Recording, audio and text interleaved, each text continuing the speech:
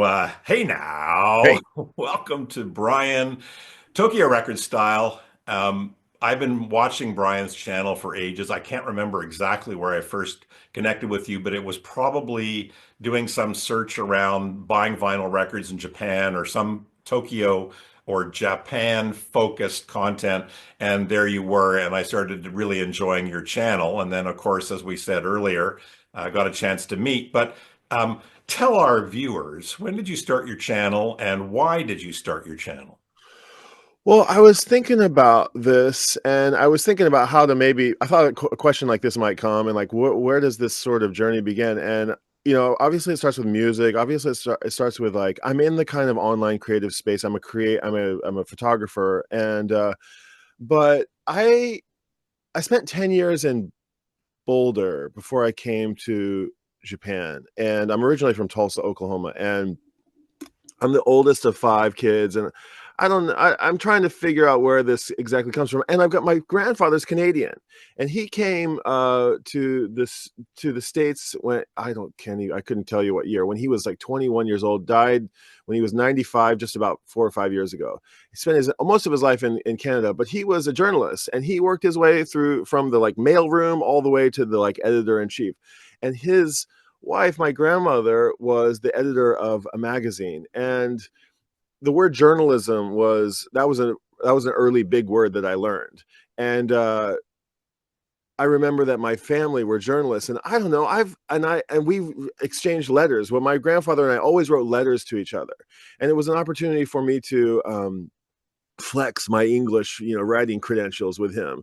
And I'd maybe even get my mother to kind of proofread them. And we would always pride ourselves on, the written word, and, not ending sentences with prepositions, and not, using the parent, whatever those English rules might have been. And my grandfather and I continued that for years and years and years, all the way until his last letters are a cherished thing that I have. And his handwriting was always so hard to read, but it got harder and harder to read as it went on. But why I mention that is because I don't know, something. I mentioned Boulder because I saw Patch Adams. Remember Patch Adams, the doctor, the Laughing Institute of Health, who was this Robin crazy Williams. Robin Didn't he? Williams, famous, played him. Yeah, I met the real Patch Adams on this storyteller panel. I went to see these there was the conference on world affairs at the CU Boulder, and I went once, and I found that there's this world of storytellers, right? And I didn't go that far into it, but these people put their stories out.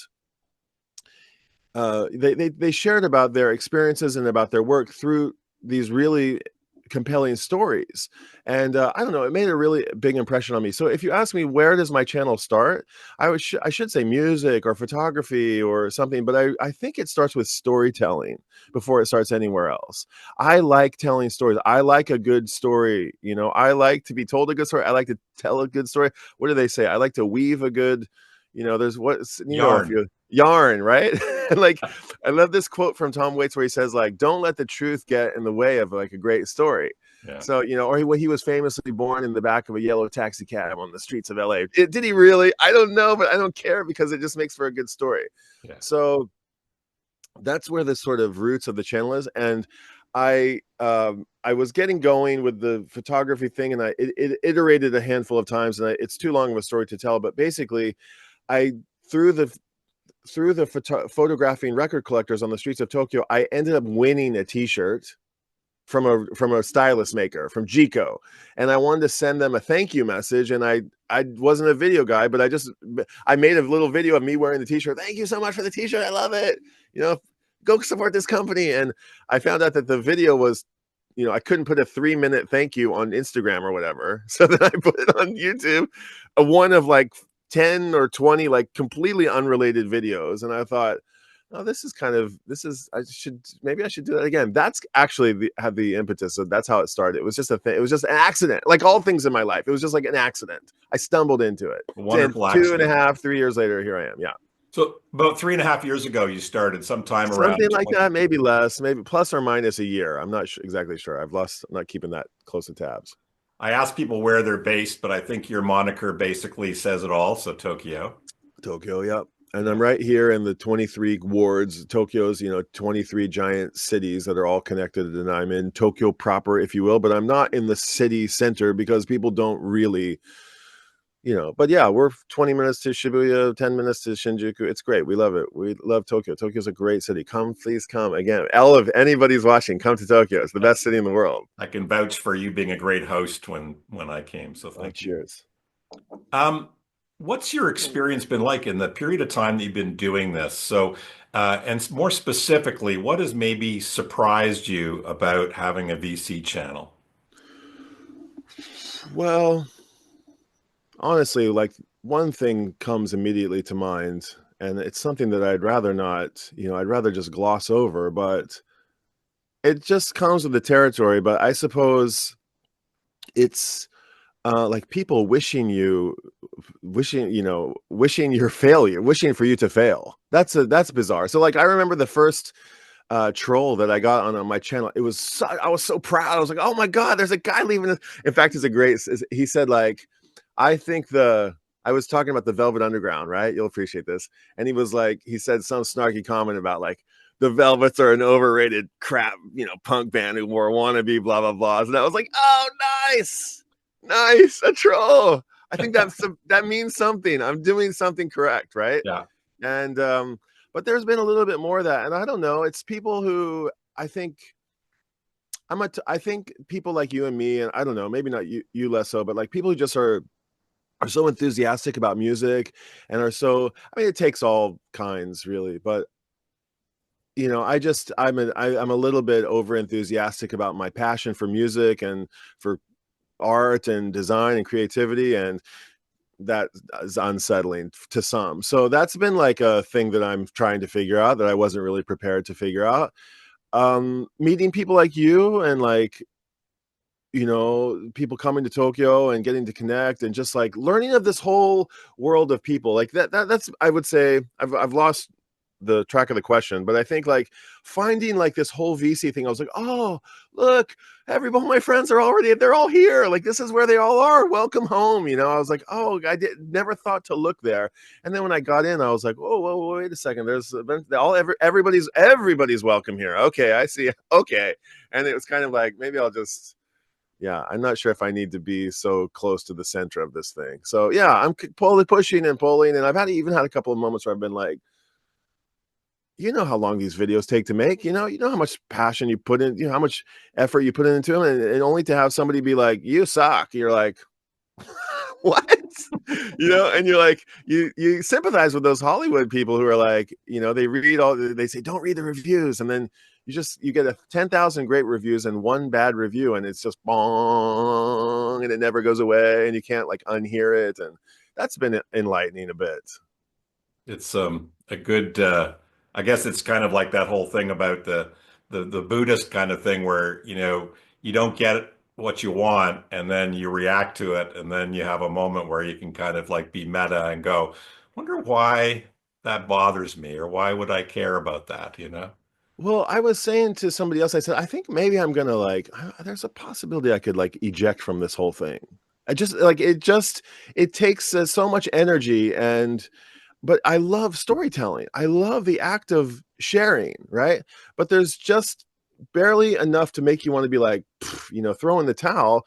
And I mentioned it to a friend, and they said like, I thought you were gonna. And then I was on another video a week or two later, and they're like, I thought you were gonna quit that thing. And I was like, yeah, I know. I did say that, didn't I? I'm not quite sure what the jury's out on it, but it's teaching me a lot. It's actually like I'm learning about human nature through it. And like this little thing I mentioned just a second ago, it's like it's definitely enlightening to know that there's people out there who are really want to connect. And this space where we're connecting online right now is a whole new medium and a whole new space. And in a world where maybe, I mean, I'm a people person. I had it kind of easy, but I can imagine if you're not a people person, this might be just one layer in between. Sometimes the camera does that for me. It separates me enough from the thing that's happening that it just gives me a little bit of an out in case I want one or need one. Mm. And maybe for some, the internet is something just a little bit easier to manage than than real life. So, yeah. Cool. Thank you for that. Okay, I'm going to jump into the 10 questions. You ready? Yeah, sorry to Okay. No, no, don't pushing apologize. you. I Okay. This background is awesome. So, first question is what record, and it could be CD or music that you're really enjoying these days? I would call this a front of the pile record that you're just putting on and listening to more. Oh God. Okay, can I it's a record I don't even own yet. But Hmm. it's a record I discovered yesterday. I was on Rob from Northern Revolution's channel on he's got a great panel, and I kind of invited myself sort of onto his channel, and I was very proud to flex my Canadian roots on his channel because it's kind of a Canadian centric crew. And in the comments somebody had mentioned, hey, I'm so happy to hear that you got to connect a little bit with your Manitoba roots, and that made me feel also really good. And he said, I'll recommend a great band from Manitoba called the Weaker Thans. And I said, oh, I've heard of them before, but actually I've never listened to them before. And they recommended this record called Reconstruction Site.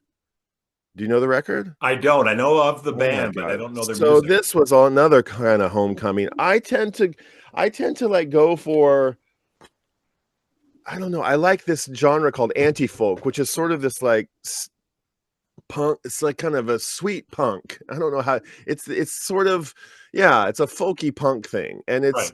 it's accessible, and it's relatable, and it's artful, and it's like underground and cool, and sort of bad and good in the way that like the Velvets might have been early on. I'm thinking of you because I'm made out of glue. Those kinds of songs, right? That Yeah. you write in your attic or whatever. And the Weaker Than the Weaker Thans, they have the who's ever singing. I know nothing about the band, but the voice has he sings like a Mo Tucker or a Jeff Lewis or an Adam Green or a um, or like a They Might Be Giants, kind of like an unvirtuosic singer. And but the music is really simple, and it also has this really lush soundscape. There's a lot going on, even though it's really distilled down, and that just that hit me like a bat across the face. So that's my record. That's the record I'm going to be digging for here on out from 96, maybe, I don't know, 93, 96. Yeah, that's my kind of wheelhouse. Those, yeah, mid 90s to the like early mid 2000s, basically. I mean, I like it, love it all, but that's where I go back to often. That feels like my music, kind of. You've come home. Yeah, yeah. Tell me about a favorite concert experience you've had in your life. Oh my gosh. Well, there's many, of course, but I'll tell you, like I've I'm past my concert days, unfortunately, because concerts are prohibitively expensive in Japan. So I have to, my records are my new concerts, my headphones are my concerts, and live streaming has become kind of a thing that I do. A favorite concert, gosh. Well, I'm sorry to just ponder on it. The thing that comes to mind is seeing the Grateful Dead in 1994 at Stone Mount at the Omni in Atlanta. And I just remember that was, I saw 4 nights of the Dead in a row. And it was, yeah, 94. Jerry was still with us. And I had fourth row seats in one night, and he was right there, and he was just like just aura emanating off of him. And I mean, even if he might not have been in the greatest space health wise, he was just something to behold. It was just magical just to see the whole thing happening all around me. And one of my guitar heroes, Trey Anastasio, talks about moments in concerts that he's been to where the entire audience is focused singularly on one person. And he says he's experienced that a few times in his concert going days, and one of those times was Zappa, one of those times was Santana, and one of those times was with Jerry. And shortly after those Atlanta shows, on our way back to Tulsa, we went to the Pyramid, which is on the Mississippi River in Memphis, Tennessee, and we saw the Dead play. I think 2 nights in Memphis, maybe it was one. I can't quite remember, but the Pyramid is like the Luxor. It's like a mini pyramid. It's like the Luxor in Vegas. It's this pyramid thing, and it's just a trip to go into the building. And then they played Tennessee Jet. Tennessee Tennessee ain't no place Place I'd I'd rather rather be. be. The friggin' crowd was going so insane, and the vibration in the place. I really thought I thought the place might have like collapsed upon us. So those are two like really great memories that I have. But there's heaps, you know. They were so good at that, the Grateful Dead, and I really am trying not to say much during this interview because it's about you. But this was actually I saw Grateful Dead quite a few times, but Dead and Company, and they also would pick and choose their songs based on locations, right? And one of my favorites is they kicked off one of the shows at the Gorge, which is on the Columbia River in Washington State, and they opened with Mississippi Half Step Toodaloo across the Rio Grande. Oh, and That's just so like, cool. just celebrating a river. And I got it was goosebumps just so all over good. me. Yeah. I have a great little home video of me and my son singing Mississippi Half Step. Across the Rio Grande. Oh, he's so cute. I'm Oh, so glad I have this video. He that's knows this awesome. song. Anytime it comes on, he sings along with it. My birthday cake on my 60th birthday, my wife made for me on the day that I was born. My daddy sat down and cried. I She put bet. that on a Oh, birthday cake wow. for me, which was That's awesome. nice. Yeah. That's nice. Okay. We're a few minutes away from this thing cutting. I don't know if it'll Do you just want cut on its own and then to, we'll go back shall to we it. restart it? Shall we just No. restart it right now?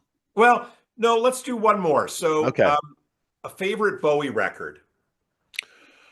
Oh gosh, I'm gonna say Lodger, although that is not my all-time favorite record, but Lodger is something that I just picked up the other day because it has a song, I am a DJ, I do what I say. And I heard that a couple of things about Lodger.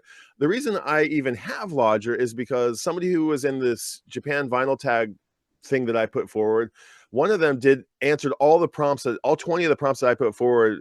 It all answers with Bowie records, which provided me an opportunity to go listen to Bowie's entire discography. And I didn't realize how many blind spots I had in Bowie's discography. And I just like, it was constant discovery. I was like, why have I never heard this one? Where's this one come from? I've never even heard of this one. And I really liked the ones that I hadn't heard before. You know, I loved the ones that I knew, Space Oddity and Ziggy Stardust and Live Bowie and, so many to rattle off, and Black Star, of course, but Lodger was just one that I wasn't at the right age or whatever. And even though that song is a bit of a cheesy song, it's a killer video. And I wanted to play it. I DJ out at sets sometimes. I don't DJ, I select records and play them at parties, but I don't like quite mix beats, but I've been doing it for a long, long time. And it's a great thrill. And to play that tune at a set, everybody's stoked to hear Bowie. I'm stoked to I am a DJ. And I heard recently that there was one more. I was watching like a behind the scenes thing, and somebody was the producer of that record. Maybe I didn't really know it at the time. I don't think it was Eno. I forget who it was, but they were talking about like getting stuck in the studio. And they were just showing a box of cards, like these like playing cards, and they opened one of the cards and it was like everybody changed instruments.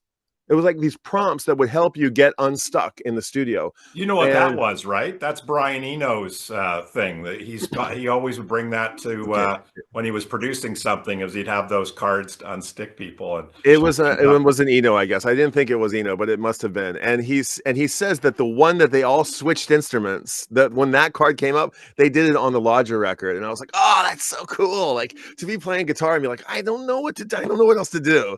And somebody saying, you play drums, I'll play bass, you play guitar, let's all switch. Just Yeah, like see what happens. That's so cool. it's really So cool. that's another reason I mentioned that record. And the last of I believe, the trilogy of the Berlin trilogy, right? I think. Yes, I got Yeah. it. And what it was, remind me, what are the other two? I've been to Berlin a Low and handful. Heroes. Low, I don't own Low, and Heroes is, of course, well, I'm getting ready to talk about Heroes in a photographic sense, not in the Nice. in the video, not in the not too distant future. Heroes. Planting a little. Yes, yes, Let's yeah. go. So, question number 4. Tell me what you think is one of the saddest songs ever. Oh God, that's got to be "Oh Sweet Nothing" off of Velvet Underground's fourth and final record, "Loaded." Oh, that song is so. Say a prayer for Jimmy Brown. He ain't got nothing at all. and not a thing, and that end part, it's like it's just so painful and it rocks so hard and oh, sweet nothing. It's so sad. It's the saddest song. And another one that comes to mind is a really dear friend of mine, Libby Kirkpatrick, who is an artist who should be more well known. Libby Kirkpatrick is a songwriter, kind of out of East Coast, kind of out of Colorado, and she has a tune that's about losing a marriage, and it is heavy. And she talks about how her husband, our son is so beautiful and we love each other and everything's just burned out, and we have this beautiful son, and he, like you, sometimes he goes into a cave and doesn't come out, and it's just about the disillusion of a marriage, and it's so sad. Yeah. Heavy topic for sure. Yeah. Let's do the opposite. So give me an example of one of the most joyful songs ever. Oh my God, I almost want to say "Oh Sweet Nothing" from Velvet Underground's "Loaded."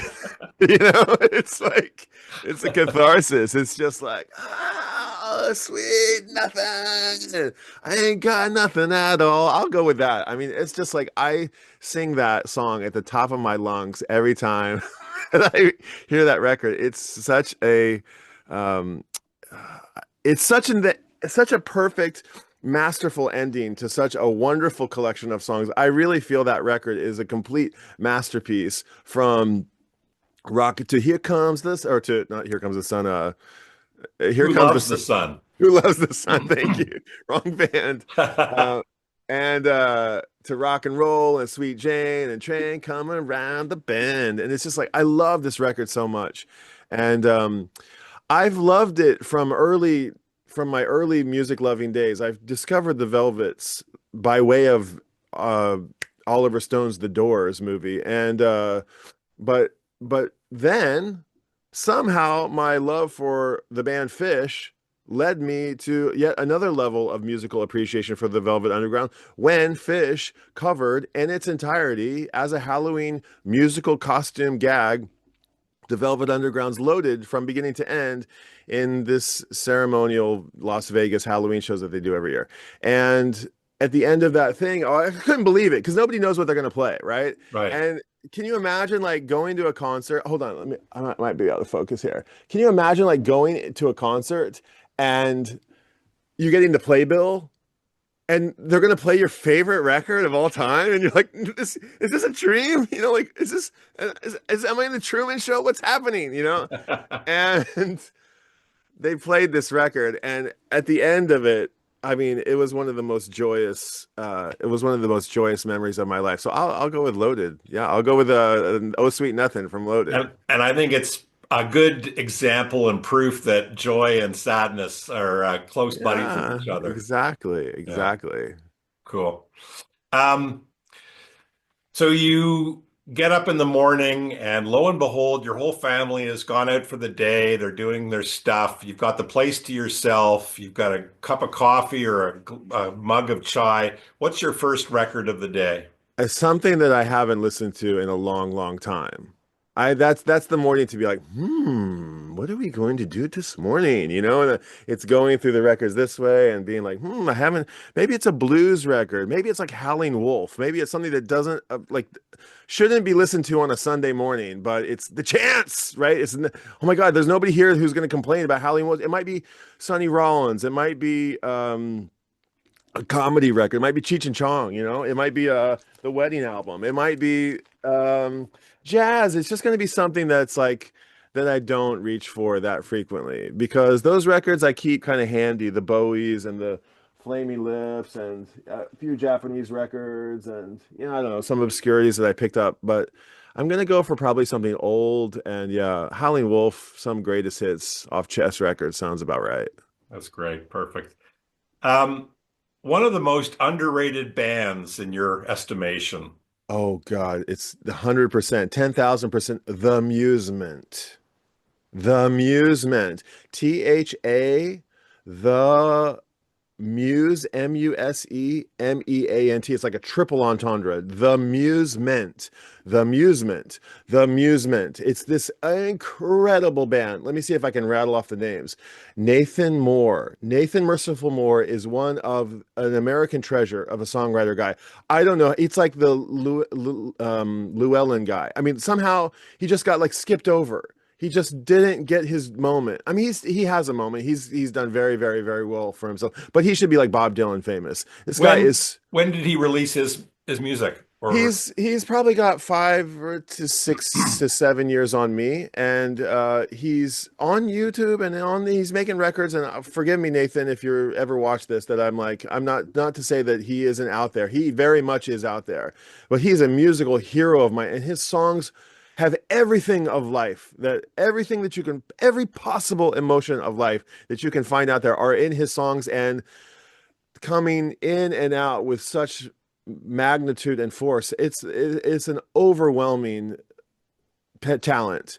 And but he's the guitar player. Nathan Merciful Moore, Nathan Moore. He's this kind of almost Jerry-esque looking character. He's kind of bearded and, fuzzy and cute, and he's got the sort of songwriting like patter that you might have at like a Oregon Country Fair kind of festival, or like, a songwriting workshop kind of thing.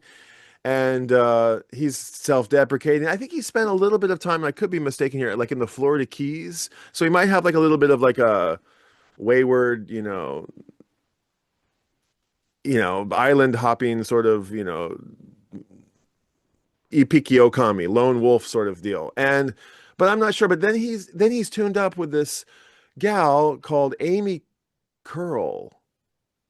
And Amy Curl is a cellist and stand-up bass player, and she's got one of these voices that you've never heard before. It's one of those voices that you don't even know what you're listening to. It takes you completely off guard, and the harmony of his sort of gravelly voice and her angelic, I don't even know what it is. It's not baritone, it's not falsetto. It's some like vibrating, like dolphin kind of sound. She's like singing with sonar or something. I don't know what it is, but those two things, that juxtaposition, plus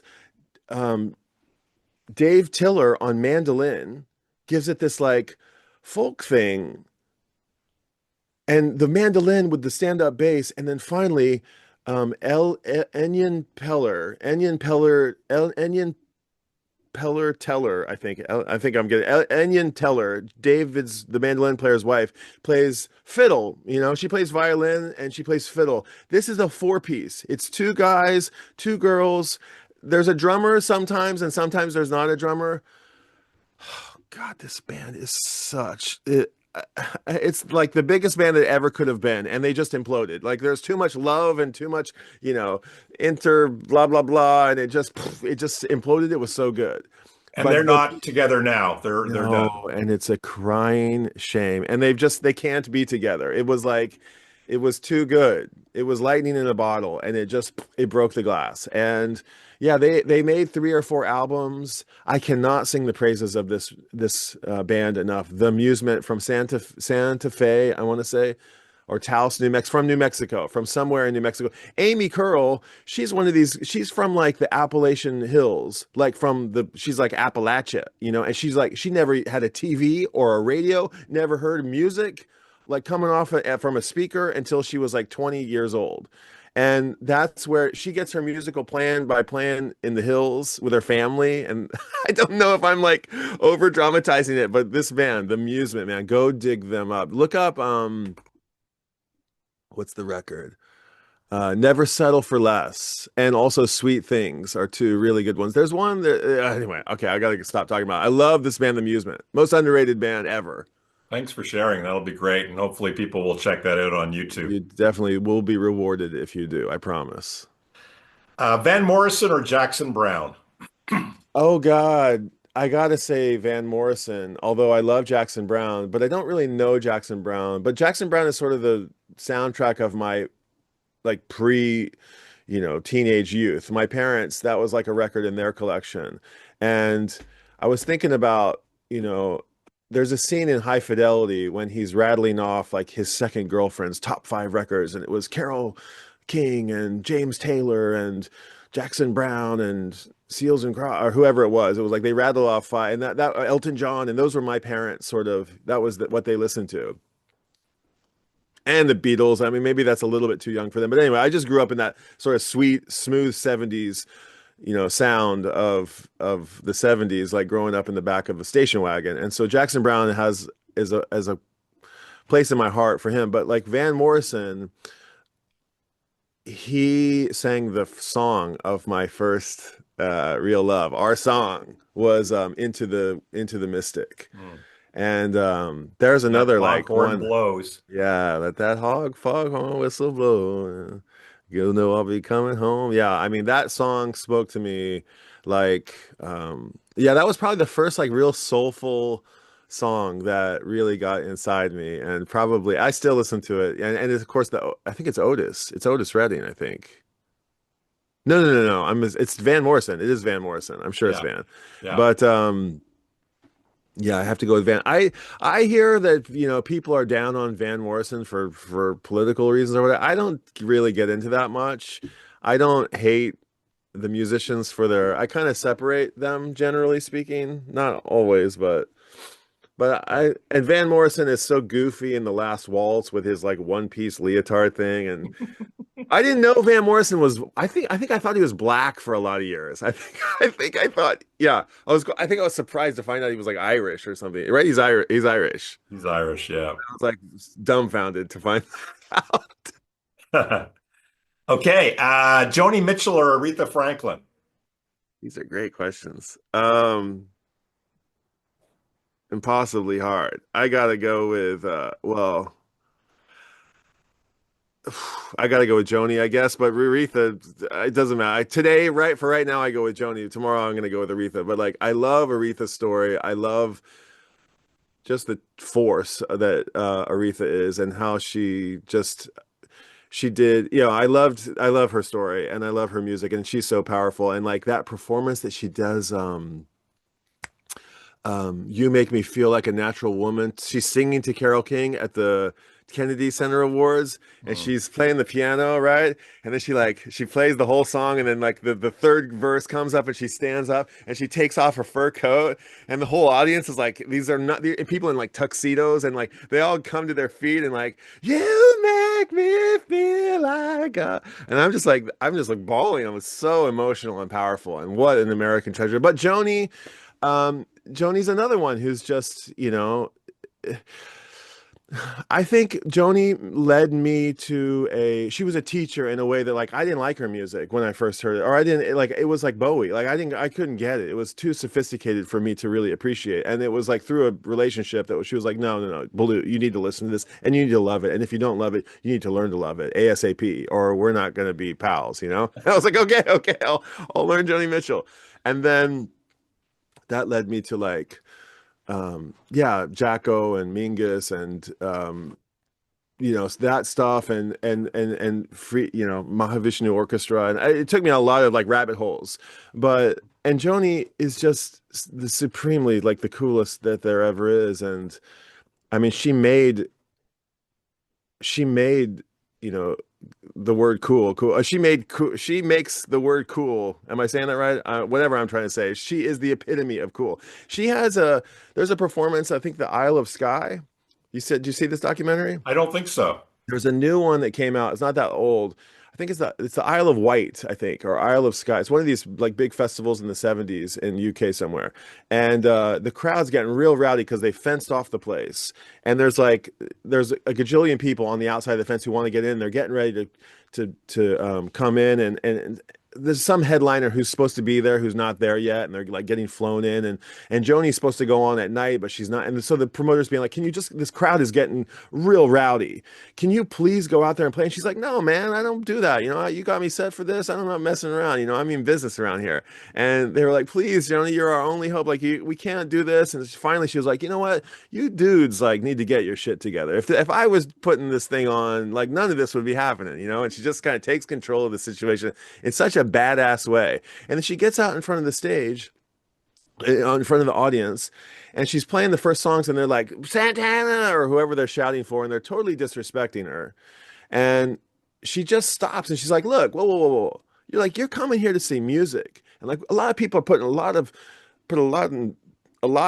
heart out on the line for you for this to be like a thing." And like then the crowd just changes. They instantly just start changing, and she kind of builds this thing up, and the crowd starts cheering, and everybody calms down. And just to see somebody wield a crowd like that and then come out and just play the most beautiful, tender songs. I'm just getting like choked up thinking about it. It was so just the power and charisma of a Joni is, I'm gonna go with Joni, but both of them. Sorry to Yeah. go off on both of them there, but yeah, It's Joni is today's answer. it's intended to be a completely unfair choice, so it's more, yeah, It you really answered well. is.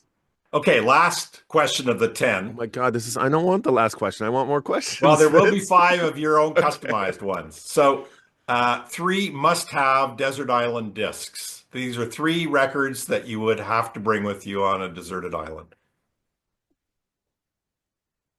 Hmm. Probably have to go with like White Album. You'd have a lot of music to listen to, a lot of different kinds of things. I'd probably go with a White Album. Just could listen to it ad nauseum, never ending. I might have to put on that Happy End record, a Japanese Happy End Ude Man. I just love that record as much as I love like a Beatles record. And it would just be enough of a separation that I could like it would be enough foreign enough that maybe if I was stranded on a desert island, I could like try to decipher it over the my demise on the island. And then I'd probably go for that same reason. Hmm. I'd probably go with Secos y Mujaldos. And I'm probably not saying it exactly right. Secos y Mujaldos.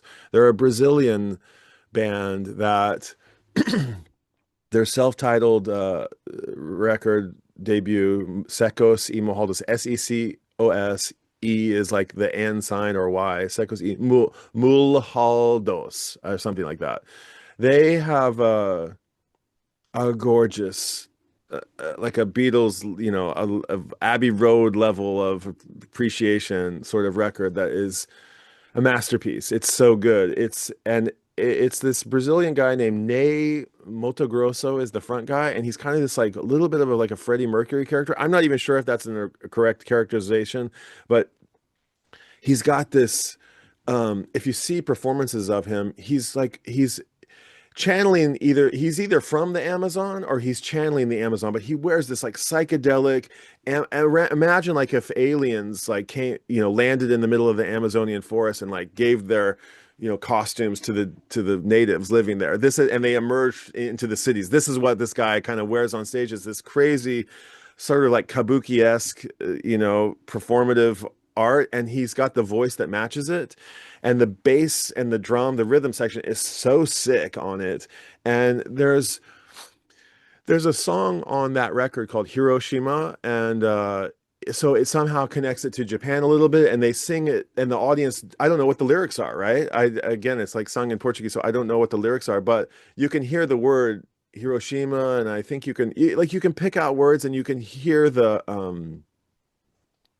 I have a live version of it. Is the one on the maybe the one on the record is I can't remember if the one on the record is live, but maybe the one on YouTube. But you can feel the energy of the audience like swelling up, and it's just like we have to use the power of music to save the world. And so I don't know what they're singing in those songs, but I know that's what's in them. I can feel it. So I would pick Secos y Mojaldo self-titled debut. Uh, Happy End's debut, also Uday Man, and I'm going to go with the White Album, although I could have picked any other Beatles record. Revolver, Rubber Soul, Sergeant Pepper's. Got to be a Beatles record. Yeah, it should be, I think. So, so these are the five questions that are specific to you and my knowing you and your channels. So, first of five is which part of Tokyo do you think for you best represents what you love, or maybe would be a personification of your own personal style and interests? Oh, that has to be Shimokitazawa. Shimokitazawa is my hometown. It's not where I reside right now, but I'm 10 minutes away. And Yeah, Shimokitazawa. I fell in love with Shimokitazawa hard and first, and like living in Japan wasn't even a thought in my mind until I went to Shimokitazawa, and I saw this little village of all these cool looking people that were all carrying, guitars on their backs, rolling little cases that obviously there were keyboards and drums in, and they were going to band rehearsal. And there was little people. There was a guy in the back streets of this little tiny bar playing shamisen, the Okinawa little Yep. guitar, like banjo, right? And he's got his like gaita flip flops on with the wooden bottoms, and he's just like having a cigarette and a thing, and it was just like oozing with coolness. And like murals on the walls and on the buildings and sort of run down, but young and vibrant too, and lots of live houses. And I just was like, where is this place? And they were like, this is Shimokitazawa. I was like, oh man, this is cool, right? And it was the coolest thing I'd seen up until I've discovered it like on my last day, on my way passing through Japan, on my way word to uh India and on. And so that I was like, what is that about? And so I looked it up, and it kind of was off the radar. It wasn't like a thing that people knew about at the time. And it's since become the coolest neighborhood in the world, up there with Williamsburg or whatever these places are. And I think they've even passed their primes and come back and passed again, some of them. It's been a while.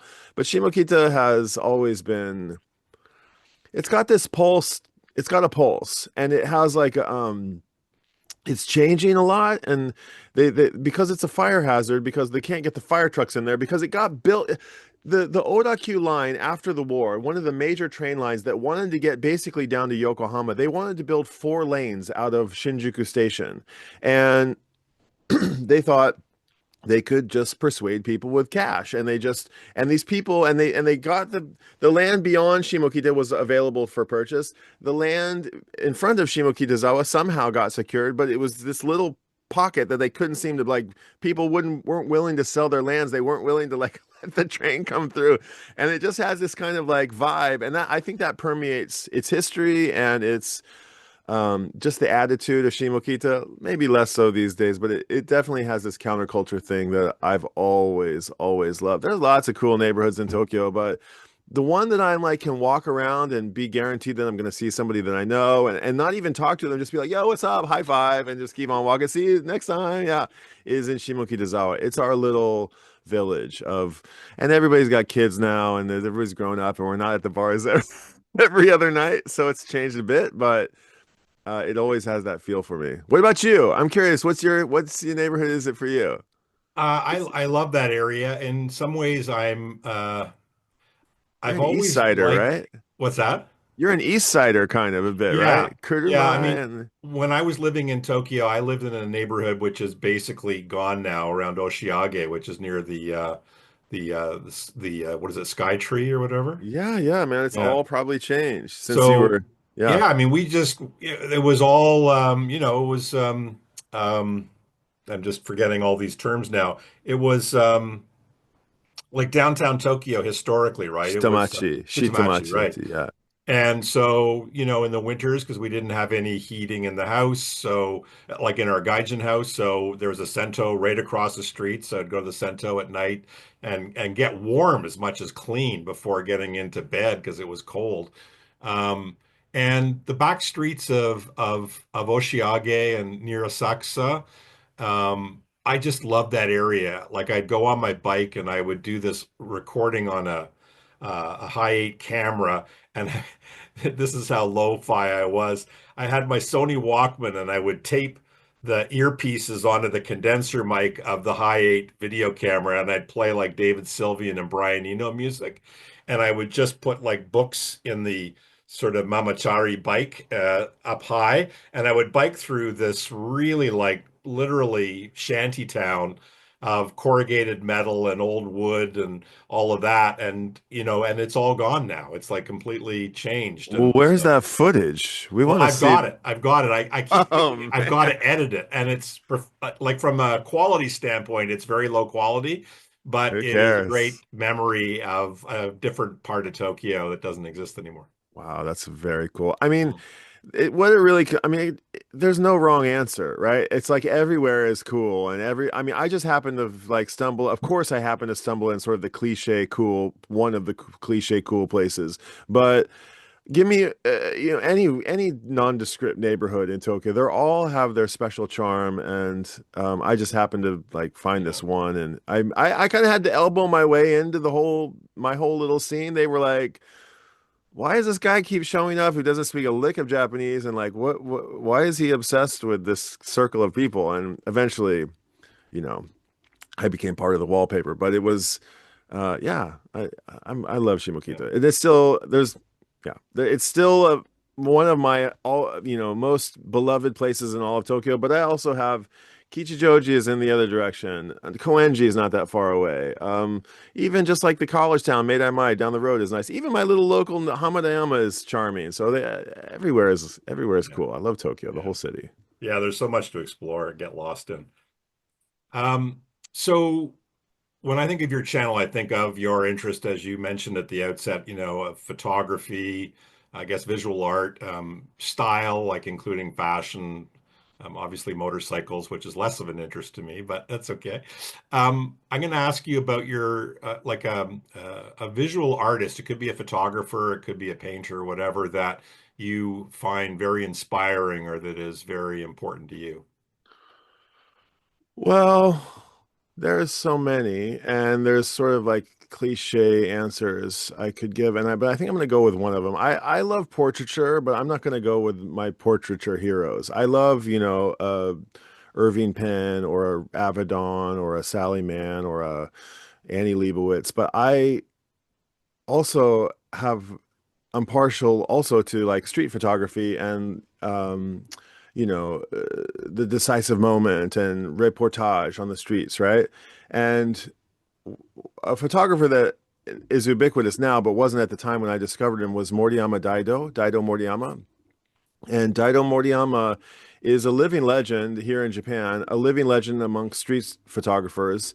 And he must be approaching 90. He's getting quite up there, and he's finally let his luscious black hair go from black to white now. But he's a Shinjuku institution, and he kind of built, I would say, like the amateur street photography passion here in Japan, and there's lots of it. And the word amateur is a word that my friend John Saipal, who I'm very excited to mention on the stream, John Saipal is a fellow American. He's from Nebraska, and he's been here as long as I have. And John Saipal has a blog called Tokyo Camera Style, where he documents photography on the streets of Tokyo. And we've been really great pals for a long time. And I love his idea so much, how he like documents the real pulse of the city, by what people are shooting, by what people are using. And and that's where the inspiration for Tokyo Record Style comes from John, with his blessing. Thank goodness. And and John sort of changed my mind about the word amateur. And amateur is a word that we kind of dismiss as sort of less than professional. But John um, tipped me to the fact that amateur comes from the word ama, which I think is the like Greek or Latin word for love. And he put it in terms that I could sort of understand, which was a golfer, a professional golfer is a golfer who his job is playing golf. He goes to work every day to practice to win the tournament at the end of the week or whatever. An amateur is the doctor, the lawyer, the other professional who's got this natural talent that he doesn't have to hone every week, and yet he can keep up with the pros. And amateur almost has like a higher status in Japan in this, at least in this circle, than the professional. The Hmm. amateur is the natural talent.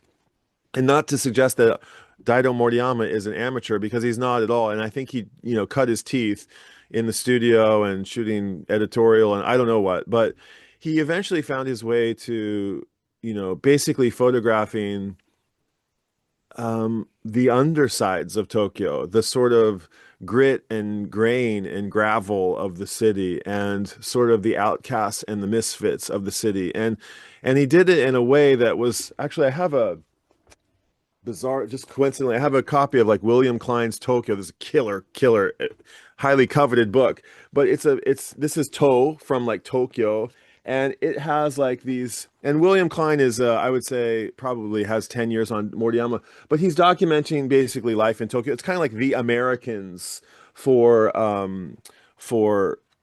Japan. It was essentially like a chance for like Japanese people to see themselves from an outsider perspective. And like none of the images are particularly like, beautiful gradation and so many tones. It's like high contrast and it's, zara zara. It's kind of grainy and gritty and um something like this. This picture is quite out of focus, but doesn't really need to be in focus to be successful. It's so we also say like life is prettier in soft focus. And now that I'm looking at this photo, I'm seeing that actually this is not two different photos. This is the same photo. This is some people carrying the omikoshi and um and a guy who's just like come too close to the frame and it's what a successful picture. And it's like the old Tokyo and it's kind of bordo and broken down.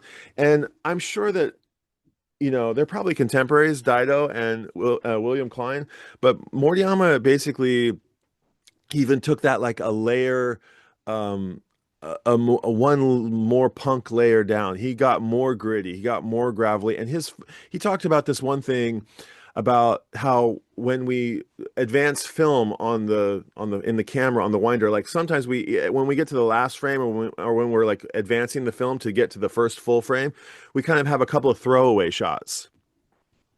And when he pulled out his roll of film and had developed it and he looked at and he would see these little half frames.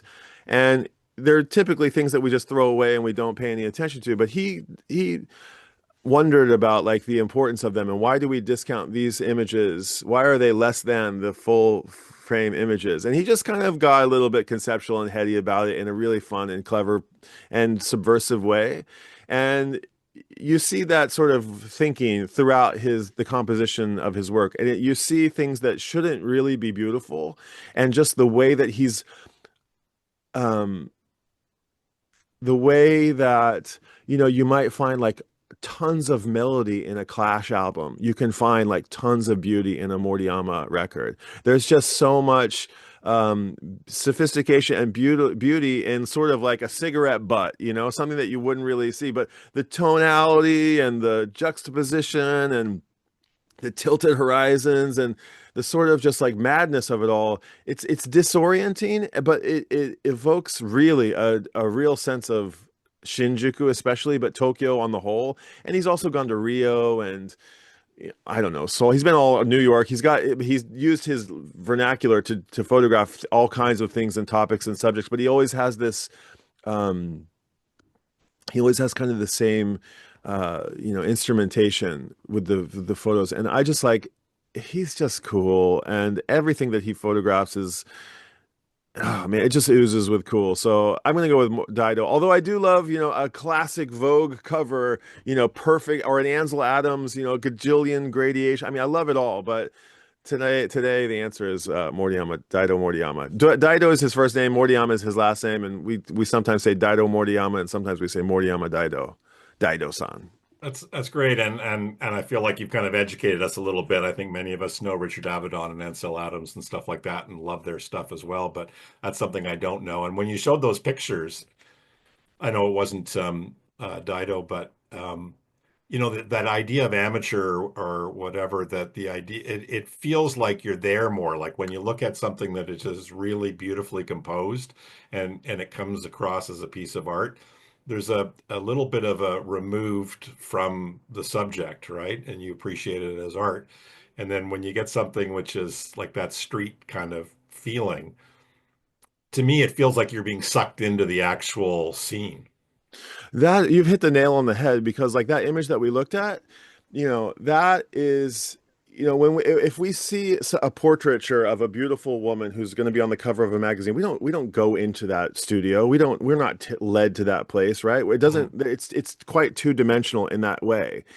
There might be a backlight that's sort of separating the subject from the back wall. There might be a bit of dimension, but in the one that we just saw, there's a dude in the foreground who's like so close in the foreground that he's out of focus. There's the Mikoshi, the carrying the shrine, and then there's the buildings that are behind them, and there's this all this like depth and storytelling that you get taken through. And when I look at a photo, um, I want to do exactly what you just described. I want to get into the photo. I want to get pulled into the photo, like in the TV set or whatever, and um, I want to understand like how tall the photographer was. I want to see, did he get down? Was he tall? And I can see, and was he what cars were in there? What era was it? Let me see. Let me look at the cars. Oh, that's like a 1970 thing. That probably was taken at this time.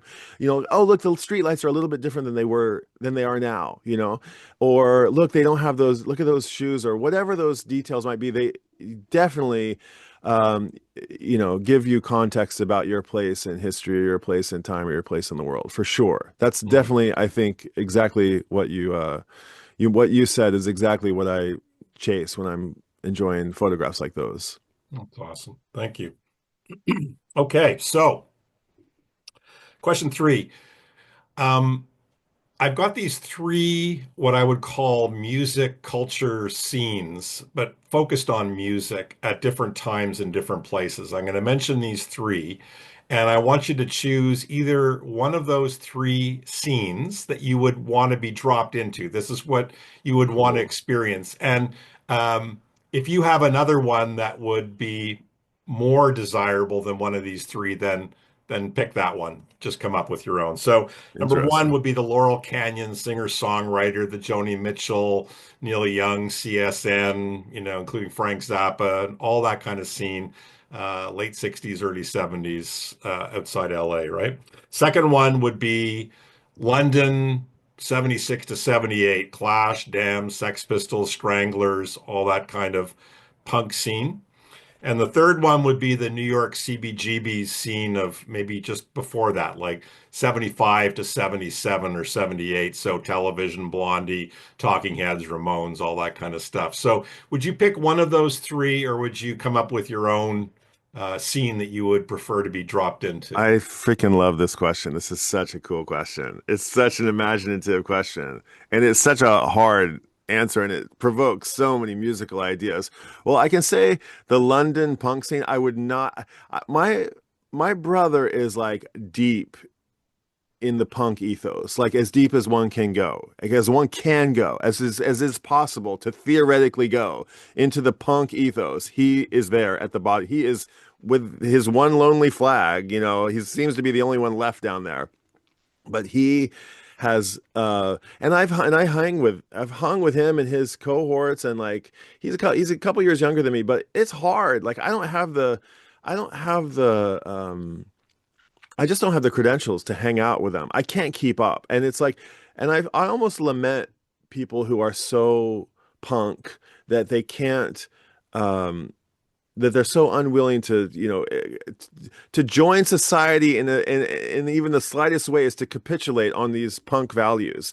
And it's not that I admire and respect them, but I also feel like it doesn't have to be so black and white, And but again, like I salute them. It's not for me, right? And I can never quite get comfortable, and I'm in a constant state of having imposter syndrome by hanging. So that one has to be out. I would never be able to keep up.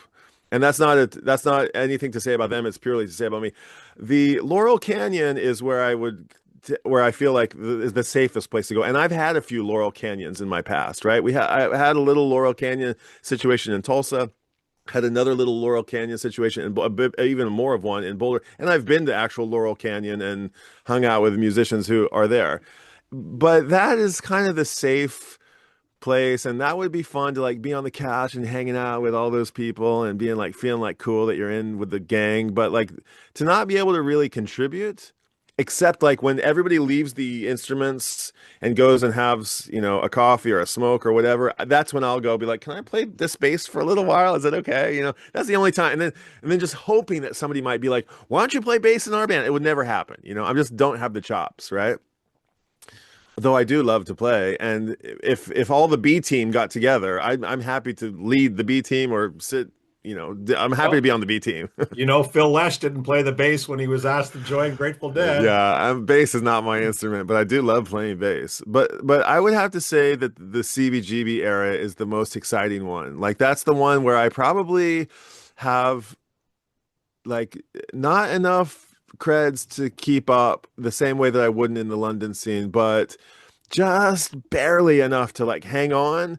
And not that I'm trying to keep, not that anybody's keeping score on street cred, but like that would be the place where I could learn the most, I think. I'm sure you could learn a lot in all the places, but that would be the place that would like cultivate my it would be conducive of cultivating my musical appreciation the most. It would be like, you know, as dissonant and the harmonic dissonance together, juxtaposed together, is what attracts me most about the New York thing, for sure. And television and Talking Heads and Blondie and Velvets and Ramones Yeah. and also like who like Jonathan Richman and New York Dolls and Dead uh, Boys. who's that? Who'd you say? The Dead Boys. The Dead Boys, yeah, and I mean like Dead Boys is one. I Dead Boys. I've heard of them. I don't know the Dead Boys, so that's like oh, there's a blind spot. I'm willing to just to go invest in the Dead Boys, but if you throw me some punk band that I've never heard of, like that Vinyl Richie, whose musical tastes really are interesting to me, I can listen to it 10,000 times and be like, I'm not getting it. I'm just not, it's just not getting in there. I'm trying, but it's just not there. But a television could be like, it could one day it didn't make sense, and then one day it did make sense. There's lots of music that came out of that scene that I just was like, somebody told me, you have to listen to this. And I'm like, I don't, yeah. And then it was like, oh, this is okay. I think that's the key to being a friend of yours is that you don't just suggest something for you to listen to, but you need to listen to this ASAP or our I relationship is mentioned that, over. right?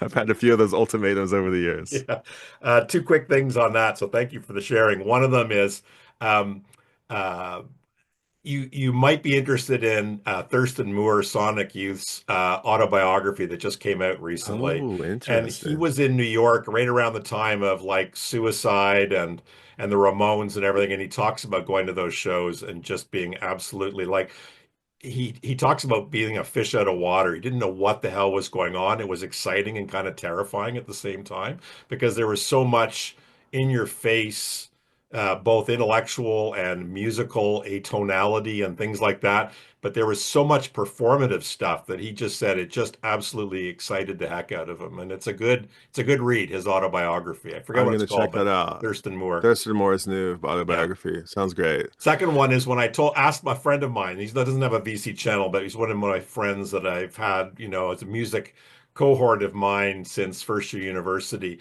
I gave him those three options and he picked Laurel Canyon and just he was the opposite of you with expounding on all the things that wow, that your choices of each of them, thinking about each of them more heady. He just said Laurel Canyon, the chicks are more attractive, right? Well, I kind of go, maybe I'm like yeah, I can imagine like a very cute punk New York chick in the back of a club who, Yeah. who might be more interesting, might have more interesting of a conversation than a super California babe who's been at the beach all day. I don't Totally. know. And then he said because I only gave him three, and subsequently I've said if you've got a one you prefer than those three, and he's a huge Beatles fan, and he just said Hamburg 62 would have been his Ah, one. that's a good answer Yeah, too. That's a good answer. yeah. I don't know if I propose my own. I'm not sure what it'd been. I'm curious about Tulsa, my hometown, because like that thing happened there in the 70s that I wasn't even born yet, but there was a thing that happened there with the Tulsa Sound and Leon Russell and Eric Clapton and J.J. Cale and Bob Marley apparently recorded at the church and Tom Petty, and it must have been an interesting time. I wouldn't mind a peek at that little pocket of And a ties little into your moment of roots. time. Yeah, definitely. Yeah. Okay. Question 4 of 5. Explain fish to someone who knows nothing about them and what is their appeal? There's been a lot of talk about fish lately, and I'm happy to see like people not so afraid to say the word fish lately, right? After their recent induction, nomination and snub into the Rock and Roll Hall of Fame. the thing that I was thinking about fish today actually was like, I wonder if I hadn't ever become like a fish head, if it would have opened me up. Like, did I forfeit a lot of musical appreciation by loving this band so deeply? And because in some of the recent articles that have come out, is they basically say like fish is hard to like. Like you have to be you have to be invested. It's sort of like a Howard Stern. There's like all these sub characters in Howard Stern, and like if the more you listen to it, and the more the reoccurring characters come up over the months and weeks and years, the more you kind of like in on the joke, right? And Hmm. and Fish having a really long history and all these sort of milestones and all these things that all these fish heads know, all these little, oh, the time they played Gin and Juice got brought up somewhere. The time they did this, there was the fish tank that hang from the thing. The time that they came out and in the hot dog, and there's all this lore around the band, not in just the shenanigans that they've gotten up to, but also in the music. Like it's very much all the shenanigans that they've been up to are you can find like as musical elements, whether they be lyrical or musical. And Trey was asked, the front man, Trey Anastasio, was asked, like, do you think, he was asked a sort of existential question about burnout or fade away. And he said, well, there's actually like a third route that you could take, which isn't either of those. It's to like not separate your musical career and your life. They're completely intertwined. And I'm not sure I can completely deconstruct what he was getting at, but I know that Fish is like part of like all my musical appreciation. It's part of it's hard, it's impossibly hard to explain like why I love this band as much as I do. But for sure, what happened was I found them at 16 years old. And as soon as I heard them, I thought, this is my band. This is like this is who I am gonna like from here on out. This is the sound that I like. This is the jokiness that I like. This is the attitude and look that I can get on board with. Like everything about this screams, this is who I can like relate to. And musically and everything else. And like I just gambled on it essentially. I thought, okay, but put it all on black, or put it all on red. And I think I won. Because what happened is like I got taken on this musical um, appreciation journey that has lasted entirely too long, and it's actually come and gone more than once. But I've just learned over the time of appreciating them that they are like infinite, a hallway of infinite doors to infinitely new music. There's so much in their music, and to dismiss them as like a jam band or a band that plays like gratuitous solos in 30 minutes is to completely miss what this band is all about. Now you have to like they're heady musical degree holding people. They went to music school and art school, and they studied the tenets of composition and tone and harmony, and they learned this stuff. And it's only for having learned it all that they are allowed, like in a Miles Davis kind of way, to depart from it, or Coltrane, or like jazz is completely baked into their ethos. And so, and then they've got like the elements of all the members. They're all kind of these like unique, incongruent members that don't really kind of belong to each other. They wouldn't seem to easily fit together, and yet they do. And all of their like the Venn diagram of all their tastes makes up Fish what it is. But all the other little outer circles of the diagram are bluegrass and Zappa and classical and Broadway, and it's all over the place. It's all, and that's what confounds people, and that's what I think. That's what makes people be like, it's just too much. It's entirely too much. But if you're a real connoisseur of music, I think, and you can look past the dirty Wookie, Wook hippie in the front row, but God bless the Wooks too. There's just an infinite universe of musical appreciation that can be had in there, and you just need to give it a chance, and you need to come to it without judgment of what it is. And I think if you really really try to do that, everybody says this about Fish, it's like you don't really, anybody who's like is getting converted. They've been dragged to their first show, and they're like, okay, I reluctantly going. My buddy insists it's his 50th show, but he's going to take me. And by the end of the show, they're like, okay, I admit I was feeling the euphoric release of, life at a moment, and I get it. I totally get it. And then they revert back to their like, Fish sucks, and it's just a bunch of dirty hippies. But they see it, once. And boy, I'm going off here, but the album. I mean, I love Studio Fish. I don't just love out, live Fish, but um man, it's just a lifetime of musical appreciation. It is kind of like a religion in a way. It's in a sense that it's a blanket of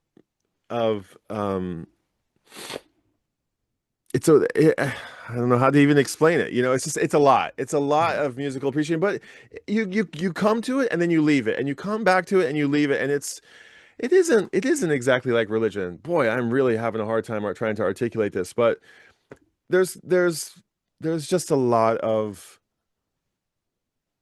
the hallway of doors seems like the most appropriate salient thing from this thing. It's the hallway of doors, and Fish is the hallway, and all the doors are everything else that's in my music collection. It's led me to so much other music.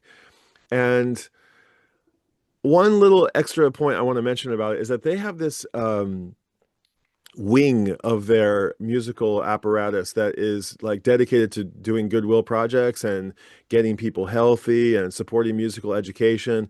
And they're very, very, very clever with their influence. And they've done they've left an amazing mark on not just musical world, but on society as a whole. And it's because of their just, their willingness to sort of surrender to the music and to surrender to the things that we often have a hard time surrendering to. And that inspires me a lot. I get a lot of inspiration from um that. And I think that comes from ultimately that comes from a musical thing where it's like if you want to do something really adventurous musically, you have to be willing to fail royally. You have to put it all out there on the line. And I think like the jazz guys who you might love, who you don't love Fish, but you love those jazz guys, those guys were willing to lose it all. The boxers who go out there and fight against each other, they're willing to get knocked out for a chance to win, right? The skateboarder dudes, they're willing to like break arms and limbs for a chance for the glory, a chance at glory. And I think Fish does this night after night after night. And the entire world that you have to kind of get before you can get there. I don't know how you get on. I don't know how you get on a train moving that fast. I don't really know. But you try. I want to help people. I want to pull people up on the train. And if you're Fish curious, come over to my channel because we love to talk about Fish.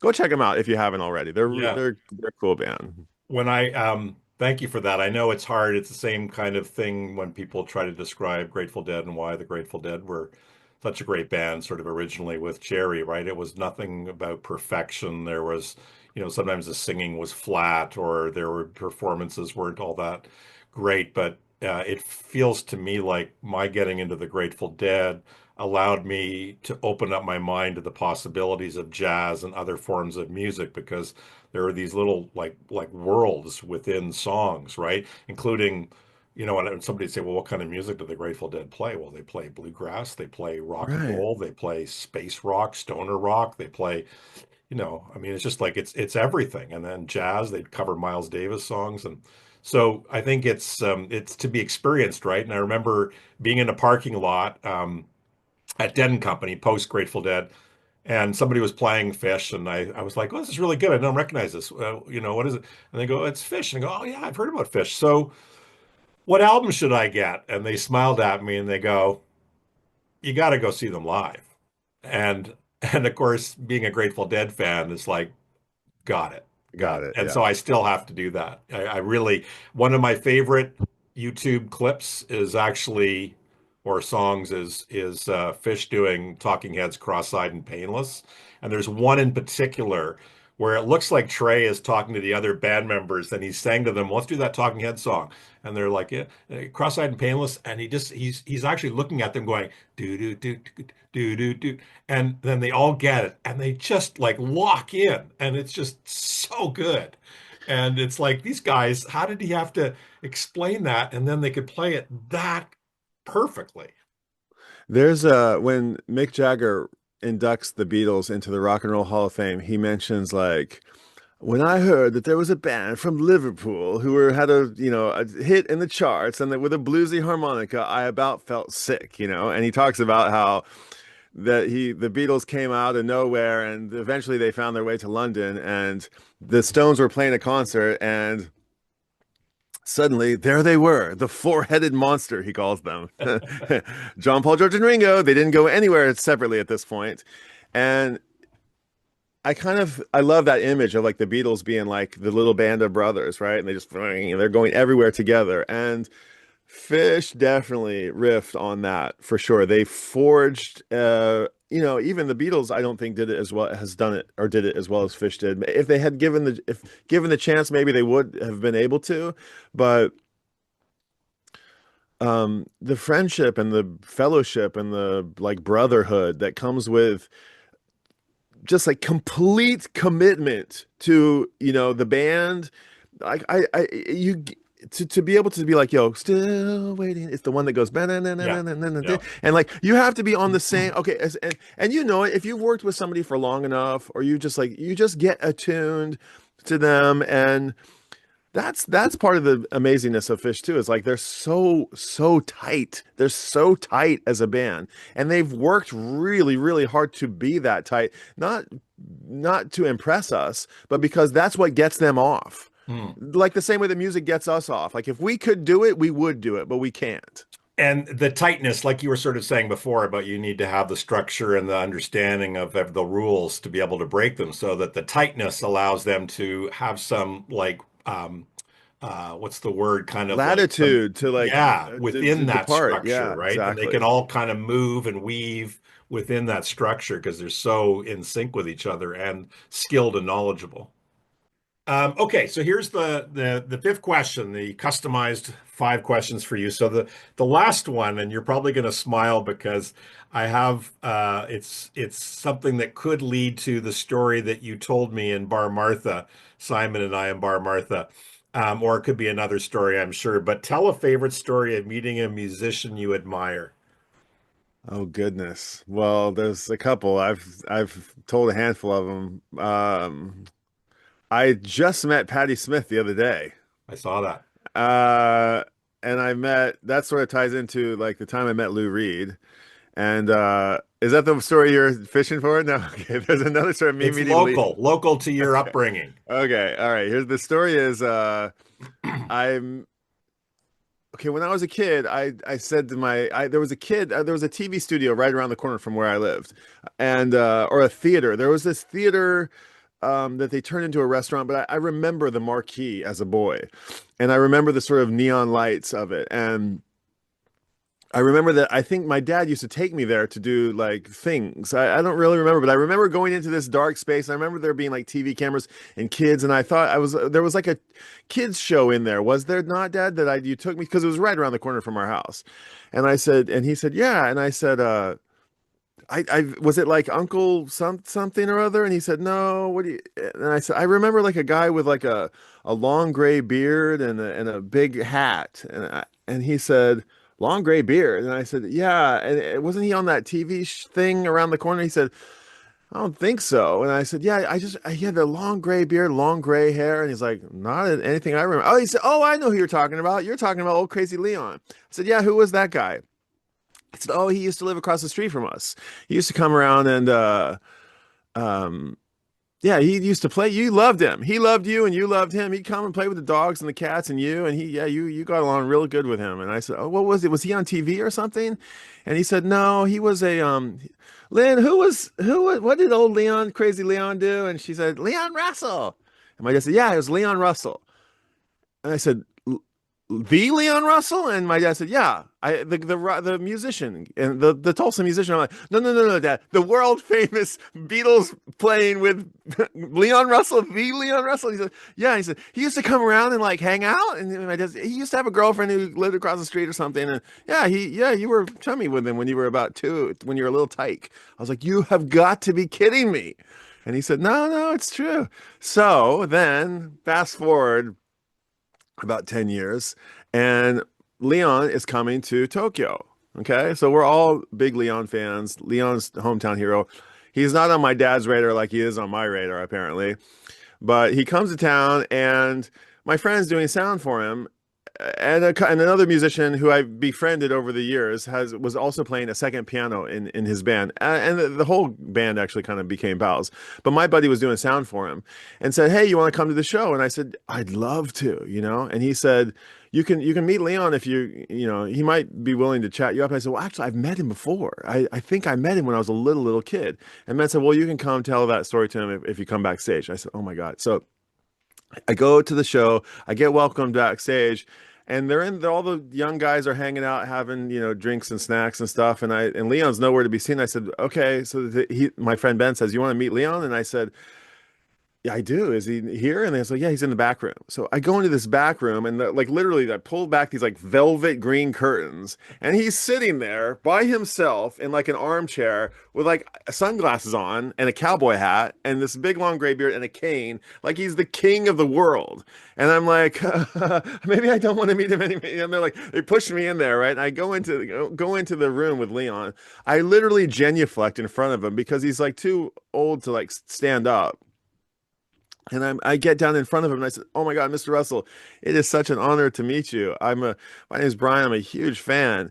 And he said, "Yeah, Ben tells me that you're old. We met before?" And I said, "Well, the story is that my dad told me that you lived across the street from us, or you had a girlfriend who lived across the street from us and used to come around. And maybe when I was a little kid, we actually met before." And he said, "Who's your daddy?" And I said, "Well, his name is the Rick." And he said, and he told me, "Who's this girl you're talking about?" I said, I don't know.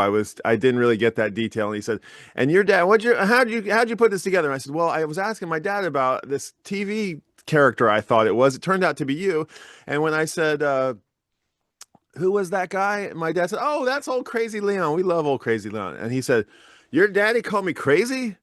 And I said, like affectionately, he's a giant fan, he's a giant fan, I promise. He said, you're coming backstage, you're coming to my backstage before I go live in Japan, 2 minutes before I go on stage, and you're calling me crazy?" And I said, "Oh, Mr. Russell, I mean, no disrespect, I know, massive, respect and support and affection for you." And he said, "Man, your friend's coming backstage and telling me that I'm crazy right before I go on stage." And I said, oh shit, this has gone sideways. And he said, "Get out of my dressing room." And I said, "Oh no." And I left the dressing room having pissed off one of my musical heroes. I thought, oh no, I'm so sorry, Mr. Rose. Like, "Get out of here." I'm like, oh, God dang it. That's terrible. And he came out, and I have to say, he played kind of one of, like, I've seen him a few times, and with respect, it was a little bit of a lackluster show, only maybe because he was like 82 years old or something. Or But because you really pissed him off. I probably had something to do with it. I don't know if it was going in and out of his head, but I may have ruined the show for an entire audience of Leon Russell fans. I felt horrible about it. And there's no happy ending to this story, but I will say that he did come back the following year or the year after, and Ben said, hey, and this is kind of a little bit of a regret of mine, but he was still doing sound, and he said, "You want to come backstage again?" I said, "No, thank you. No, thank you." He said, "No, no, no, it's okay. You can come backstage." And I said, "No, no, it's all right. It's okay." He said, "No, Leon, he remembers you. He wants you to come backstage." And he said that you can come back there, but just don't say crazy Leon again. And I said, "No, no, no, it's okay. I'll just enjoy the show from the front of the house." And I did. And I kind of regret that I didn't go back and say, "I'm so sorry," but he did remember me. And he did play a great show. So I maybe that is the silver lining, is that I did end up kind of, yeah, making it whatever right, however much right. I would have stuck my foot in my mouth again, you know? So I probably dodged a bullet but I do kind of wonder what I might have been able to, how I might have been able to write it. But yeah, that's my Leon Russell story. I He's love still, it. I mean, one of the most collected records in my collection. Love Leon. This is a piano that's right behind me. I'm always covering Leon tunes, and I'm just, yeah, a giant fan. And he makes me so proud to be from Tulsa, and that, like, I just think he's supremely cool. And there's an underrated artist. There's an artist who didn't get their dues. He is, you know, he goes all the way back to the beginning. You go look at pictures of beardless Leon, you know, with a suit and tie on, and in the Columbia, you know, CB studios conducting orchestras and things like this. He was a musical visionary, and again, also a Laurel Canyon resident, I think. And yeah, I love me some Leon Russell. You know, when you think about people like Leon Russell or Willie Nelson, and you see those old pictures like from the 50s or early 60s, and you just Right, think, oh my God, they were young once. right, right. Yeah. And they were old forever, you know? It's like they were forever. Yeah. Willie hasn't changed, like, you know. And same with Leon. I saw one of those young Willie records the other day. I was tempted to pick it up. It wasn't cheap. I Mm. looked it up and it was like, ooh, that stings a little bit. But yeah, I'd love to get one of those. Well, Brian, thank But you they so talk, much. no, they, sorry. Yeah. They talk about writing, um, what do they say? They talk about writing classics, you know, they talk about writing like timeless, what do they call them? You know, hits, not even a hit, like Oh, like a standard. a standard. They talk about writing a standard. And I don't know how, not every artist gets a chance to make a standard, you know? Mm. Mm. There's very, very few of them. And Willie is one of them, and Leon's another one. And Fish is not one of them, you know?